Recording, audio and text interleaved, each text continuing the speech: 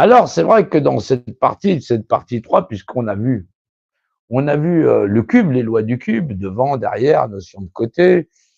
Voilà, on essaye de comprendre l'univers tel qu'on le perçoit, c'est-à-dire un point où il y aurait eu de la matière, et quand on comprend les lois de la matière, je vous intéresse à savoir quelle vie, quelle puissance de vie a un atome, voilà, X puissance machin chose, voilà, et donc il y a, avant cet univers qui est notre environnement visible, voilà, et ce qu'on peut voir au-delà, et des choses qui ont déjà disparu de notre environnement parce que elles se déplacent plus vite que la ligne d'horizon, donc plus vite que la vitesse de la lumière. Si on se devait se déplacer par rapport au point central où on est et par moment, on se déplace plus vite que la vitesse de la lumière par rapport au point d'origine dans lequel on est.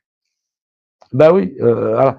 Donc c'est comprendre les lois de la relativité générale et grosso modo la relativité restreinte. Alors la relativité générale, c'est quelque chose qui est très bien compris par tout le monde, voilà, qui est très facile à comprendre. La relativité restreinte, c'est un peu plus compliqué.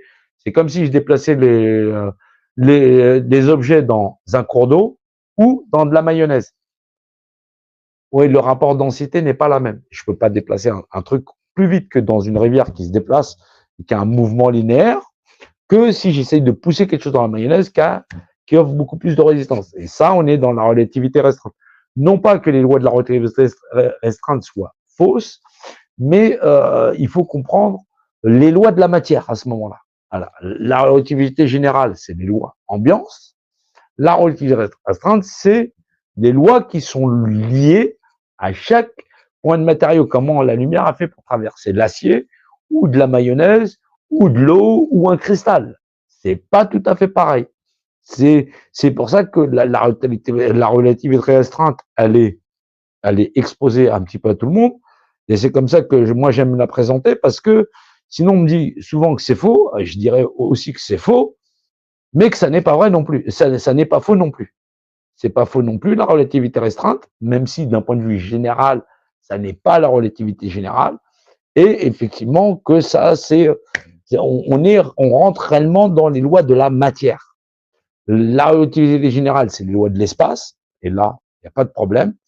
Et la relativité restreinte, c'est les lois qui lient la matière. Et quand on comprend la matière, on comprend qu'effectivement, quand tu te prends un coup de batte de baseball en bois, ça fait mal.